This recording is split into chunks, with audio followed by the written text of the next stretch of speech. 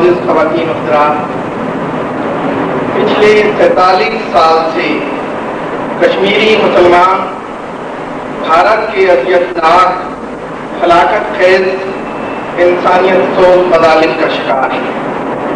کشمیری مسلمان آزادی کے لیے اپنے سے سینکڑوں گنا بڑے طاقت سے تقریباً 4 سال سے نبردآزما ہیں۔ ان کی خواتین قبض کا شکار ہو رہی ہیں، ان کے بچے فوجیوں کے نیزوں میں پروئے جا رہے ہیں۔ وہ کشمیر کی زمین پر پاکستان کے بقا کی جنگ لڑ رہے ہیں۔ ہر کشمیری مسلمان کے ہاتھ میں پاکستان کا سب جلالی پرچم اور ہر زبان پر کشمیر بنے گا پاکستان ہے۔ معزز خواتین و حضرات، یہ میڈیا کا دور ہے، الیکٹرانک میڈیا اور پرنٹ میڈیا کا دور۔ دنیا کے ایک حصے میں ہونے والا کوئی واقعہ چند گھنٹوں میں دنیا کے کونے کونے میں پھیل جاتا ہے۔ جنگ کو جیتنے کے لیے جہاں سامان حق کی ضرورت ہوتی ہے، وہاں میڈیا کے دور میں عالم کی فکر، ادیب کا قلم اور شاعر کا شعر میں وہ تاثیر ہے جو انقلاب کا راستہ متعین کرتی ہے، جس سے لوگوں کے ذہن بدلتے ہیں، جس سے ظالم اپنے ظلم سے باز آتا ہے اور مظلوم کو اس کا حق ملتا ہے۔ ادارہ تعمیر ادب جہاں فروغ علم ادب میں اپنا حصہ ادا کرتا ہے، وہاں عالم اسلام کو درپیش مسائل کو حل کرنے میں بھی اپنا فرض ادا کرتا ہے۔ 1975 میں مشرقی پاکستان سے آنے والے مہاجرین کی آبادکاری کا مسئلہ ہو یا بوسنیا کے مظلوم مسلمانوں کی مالی امداد کا معاملہ ہو، کشمیر کے حوالے سے اہل قلم کشمیر کانفرنس بھی اسی پروگرام کا حصہ ہے۔ معزز خواتین و حضرات، آج کی اس اہل قلم کانفرنس کی صدارت جناب محترم سردار سکندر حیات صاحب صدر آزاد کشمیر فرما رہے ہیں، اور آج کی محفل کے مہمان خصوصی ہمارے بزرگ سیاستداں، شاعر و دانشور، قومی اسمبلی کی کشمیر کمیٹی کے چیئرمین جناب محترم نواب زادہ نصر اللہ خان ہیں۔ اس کانفرنس کے پہلے مقرر کو یہاں آنے کی دعوت دوں۔ میں درخواست کر رہا ہوں ادارہ تعمیر ادب کی استقبالیہ کمیٹی کے چیئرمین جناب محترم احتجاج ہاشمی صاحب سے تشریف لائیں اور افتتاحی خطاب فرمائیں۔ تشریف اہل قلم کشمیر کا مقصد بھی یہی ہے کہ ہمارے اہل قلم حضرات شعراء کرام وہ دو بات کو محسوس کریں، ان میں سے بھی ہم ہمدردی اور مدد کا جذبہ پیدا ہو، اور نہ صرف ان میں بلکہ وہ اپنی کاوشوں سے دوسروں میں یہ ہمدردی کا جذبہ بیدار کریں۔ یاد ہے یہ جنگ آزادی جدوجہد صرف کشمیر کے لیے نہیں ہے بلکہ یہ پاکستان کے بقا کے لیے ہے۔ میں پھر ایک دفعہ اپنے صدر اور چیف گیسٹ کا شکریہ ادا کروں گا، انہوں نے رحمت کی، لیکن یہ ایک کال ہے اور کاز کے لیے مجھے پتا ہے کہ ان کی جان بھی آتی ہے۔ آپ سب کا شکریہ۔ اس کانفرنس کی جو ہے، جیسا کہ ابھی حسین ہاشمی صاحب نے فرمایا، اس سے ہر ایک مسلمان کو کلیتاً اتفاق ہونا۔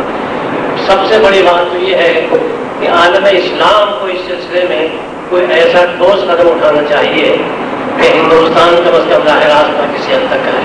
وہ یہی ہے کہ وہ ہندوستان کا معاشی بائیکاٹ کرے اور ہندوستان سے جو لوگ ملازمتوں کو دیے جاتے ہیں ان کی حوصلہ افزائی کلیتاً کرے۔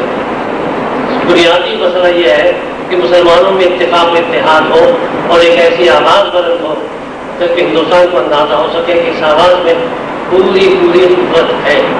مجھے امید ہے کہ نواب زادہ نصر اللہ خان صاحب کے جس کمیٹی کے چیئرمین ہیں، مجھے توقع ہے کہ انشاءاللہ تعالیٰ وہ کمیٹی جس روش پر چل رہی ہے، جس انداز سے آگے قدم بڑھا رہی ہے، مجھے توقع ہے کہ انشاءاللہ کشمیر کا مسئلہ حسب دفاع یقیناً حل ہوگا اور اللہ تعالیٰ مظلوموں کے فریاد سنے گا اور ہماری دعائیں بھی بارگاہ رب العزت میں مستجاب۔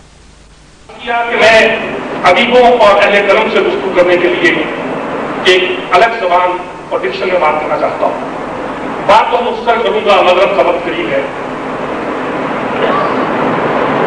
وہ مسائل مجھے پاکستان کے ادیب اور دانشور کی صلاحیت پر کبھی شک نہیں رہا، لیکن ہمیشہ میں سوچتا ہوں، تابش بھائی جہاں بیٹھے ہیں، رام صاحب بیٹھے ہیں، تمام ادیب جہاں موجود ہیں، میں ایک سوال ہمیشہ سوچتا ہوں کہ میرے ادیب نے ویتنام پر تو بات اٹھائی، الجزائر پر بھی اٹھائی، فلسطین پہ بھی بولا، کشمیر پر اس کی آواز کم کیوں نکلی؟ یہ نہیں کہ اس کی صلاحیتیں کم ہیں، ایسا ہرگز نہیں۔ 65 کی جنگ میں ہم نے دیکھا ہے ہمارے نظمیں اور ترانے بھارت کے نظموں ترانوں سے بہت اچھے تھے۔ اسی ریڈیو پر الدین قاسمی ہندوستان کے ادیبوں کو چیلنج کرتا تھا۔ یہی وہ ہوا کی کلیاں تھیں جہاں سفدر میر جیسا مارکسسٹ نکل کر کہتا تھا کہ جو واقعے کی سرحد پر وطن پر وقت آیا ہے، اس ملک کے ادیب ایک تھے، ادھر واقعہ ہوتا تھا، ادھر ترانہ آتا تھا، سری نگر کی بیٹیاں لٹ کرے بچیاں، خطہ لاہور تیرے جانساروں کو سلام، دوسری جنگ عظیم کے بعد نہیں دیکھی ہے ایسی لڑائی، اب دریت تیرے چھ سبیلے بانک کے نیزہ باز پر بولا میرا شہر۔ کون سا واقعہ اور بات تھی جس کا ریئیکشن ہمارے ادیب نے چند لمحوں اور منٹوں کے بعد نہیں کیا؟ میں ہمیشہ کہتا ہوں جب انڈیا امرتسر میں ٹی شروع ہوا تو لوگوں نے کہا کہ ثقافت کی جلگار شروع ہو گئی۔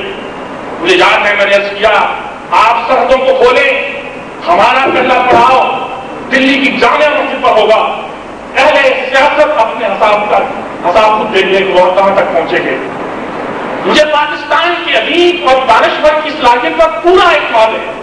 پھر میں پوچھتا ہوں کہ ان کے دل کے مطابق کیوں نہیں چھڑتے جو ویتنام پر چھڑتے ہیں، جو الجزائر پر چھڑے تھے، جو فلسطین پر بھی چھڑتے ہیں، آخر کشمیر پر یہ بولتا کیوں نہیں؟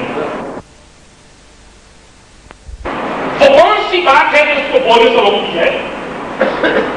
اقبال نے کہا تھا کہ آپ کو کشمیر ہے، میں تمہیں مجبور و فقیر، کل جسے اہل نظر کہتے ہیں اعلان سفیر، اور آج یہ قومی نجیب و چرب دستو تماز ہے کہاں مجھے مقاصد ہے خدائے دیر دی۔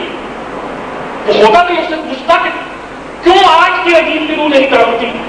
وہ منتو جو میری طرح کشمیری تھا اور امرتسر کا کشمیری تھا، جب کہتا تھا کہ مجھے قسم ہے شرچم اور بات کی جب کہیں کشمیر کی جنگ چھڑی، تو میں اس سے اس طرح پوچھتا جس طرح امرتا پریتم نے پوچھا تھا کہ آج آخا بارش شام میں تو کبرا مجھے بول، کوئی کتاب عشقہ ہوں اگلا بچہ بول، ایک روئی سی تھی پنجابی تو لکھ میرے بارے میں آج لکھا دیا پنجابیاں ہوئی، اب کس سے پوچھوں میں کہ میرا آدمی پتا ہے شب بولتا کیوں نہیں ہے؟ اس کرشن چندر کو بھی پوچھتا میں کہ تجھے اب اس کے زعفرانوں کی خوشبو نہیں آتی؟ منٹوں سے پوچھتا کہ تو اب مجھے بتا، تجھے سردیوں اور بھات کی قسم دے کر پوچھتا ہوں تجھے کشمیر کا ایک بات ہے کیوں ہمارا آدمی نہیں بولتا؟ میرا یہ سوال ہے جس کا جواب اس قوم کو بھی دینا ہے اور میرے ادیب کو بھی دینا ہے۔ یہ کشمیر کا مسئلہ پوری امت مسلمہ کا مسئلہ ہے۔ امت مسلمہ کو چاہیے وہ ہندوؤں کا بائیکاٹ کریں، ان کا شادی بائیکاٹ کریں، ان کی تجارت بند کریں، ان کا سوشل بائیکاٹ کریں، اور ہم کو یہ چاہیے کہ ہر فورم پر ہر جگہ ہم بالنشان ہی صحیح، بالمال اور بالنشان ہی صحیح ہم ان کی مدد کریں۔ تو یہ میں گزارش کروں گا کہ میں کیونکہ توفیق کا آدمی ہوں، اس لیے میں کشمیری بھائیوں سے اپنی یکجہتی اور محبت کا اظہار کرنے کی یہاں ہوا تھا اور اس کے ساتھ پاکستان اور ہندوستان کے مابین کشمیر کا مسئلہ برطانیہ کا پیدا کرتا ہے، اور یہ قضیہ پوری منصوبہ بندی کے تحت پیدا کیا گیا ہے۔ اس سلسلے میں باؤنڈری کمیشن پاکستان کے قیام کے وقت باؤنڈری کمیشن قائم کیا گیا تھا حد بندی کے لیے۔ باؤنڈری کمیشن کے چیئرمین سر سیرل ریڈکلف، جن کا تعلق برطانوی عدلیہ سے تھا، اور لارڈ ماؤنٹ بیٹن جو برطانیہ کے شاہی خاندان میں ایک ممتاز مقام رکھتے تھے، ان دونوں شخصیات نے عدل و انصاف کے تمام تقاضوں کو قربان کر کے ہندوستان کے لیے کشمیر کا زمینی راستہ ہموار کیا، نکالا، اور پھر ہندوستان کی جانب سے کشمیر پر فوج کشی کی راہ ہموار کی۔ جہاں تک امریکہ کے لوگوں کا تعلق ہے تو وہ لوگ تو استحصالی نظام کی حمایت کا مزاج یا رجحان نہیں رکھتے، لیکن امریکی حکومتوں نے رفتہ رفتہ وہی سامراجی انداز فکر و عمل اختیار کیا جس کا ہم نسل در نسل شکار رہے ہیں. اس لیے امریکہ کے اعلانات اور زیر عمل پالیسی کے درمیان واضح تضاد نظر آتا ہے. اس کی ایک نمایاں مثال ایٹمی توانائی پر اس کی اجارہ داری کی خواہش ہے.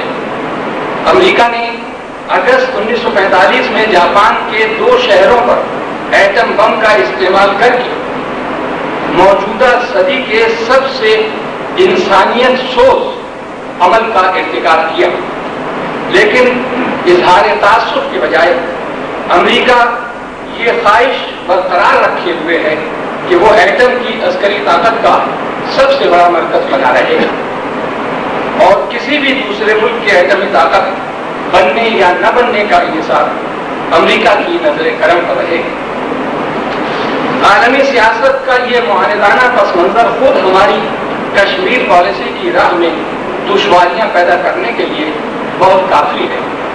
لیکن ہماری اپنی داخلی صورتحال نے اسے مزید پیچیدگیوں سے دوچار کر دیا. ہم بر وقت اس حقیقت کا ادراک نہیں کر سکے کہ موجودہ واحد عالمی طاقت عالم اسلام کی زیادہ بڑی دشمن ہے اور یہ دشمنی اسلام کی امکانی توانائی کی وجہ سے ہے، مسلمانوں کے نمائشی اتحاد کی وجہ سے نہیں. ایمانی تقاضوں کے باوجود اور مسلمان ملکوں کی ایک تنظیم کی موجودگی کے باوجود عالم اسلام متحد نہیں ہے اور اسلام سے وابستگی رکھنے والی قوتیں اپنے اخلاص کے باوجود کوئی کامیاب حکمت عملی مرتب نہیں کر سکے. پاکستان میں ہم پر اغراض کا غلبہ زیادہ ہے اور اسی غلبے کی نسبت سے داخلی معاملات میں خارجی مداخلت بڑھتی چلی جا رہی ہے جس سے کشمیر کا مسئلہ بھی متاثر ہو رہا ہے. اس قدر نامساعد حالات میں کشمیر میں آزادی کی جنگ لڑی جا رہی ہے. بڑے عزم سے بڑی ہمت سے لڑی جا رہی ہے. کشمیریوں پر ہندوستان کی جانب سے براہ راست بھرپور مظالم ہو رہے ہیں اور اپنی محدود مصلحتوں اور اسلام دشمنی کی پالیسی کے تحت امریکہ اور برطانیہ اس ظلم میں ہندوستان کی معاونت کر رہے ہیں. انسانی معاشرے کے لیے اللہ کا قانون یہ ہے کہ ظلم پر مبنی کوئی نظام دیر پا نہیں ہو سکتا. ظلم ہمیشہ قوت کے زوم میں کیا جاتا ہے اور پھر وہی ظلم اس قوت کو بڑا کر دیتا ہے. ارشاد نبوی ہے صلی اللہ علیہ وسلم، ارشاد نبوی ہے مومن کی فراست سے ڈرو کیونکہ وہ اللہ کے نور سے دیکھتا ہے. باطل قوتیں قدرت کے نظام کے تحت اپنے انجام کی جانب بڑھتی چلی جا رہی ہیں. اگر ہم فراست ایمانی کی روشنی میں اپنی حکمت عملی اور اپنے داخلی اور خارجی رویے کا تعین کریں تو اس دنیا میں حقیقی کامیابی کے اور اللہ کے روبرو سرخروئی کے مستحق ہو سکتے ہیں. دنیا کو ہے پھر مار کا روح و بدن پیش، دنیا کو ہے پھر مار کا روح و بدن پیش. تہذیب نے پھر اپنے درندوں کو ابھارا، اللہ کو کامر دیے مومن پہ بھروسہ، ابلیس کو یورپ کی مشینوں کا سہارا. تقدیر امم کیا ہے کوئی کہہ نہیں سکتا، مومن کی فراست ہو تو کافی ہے نشان. اور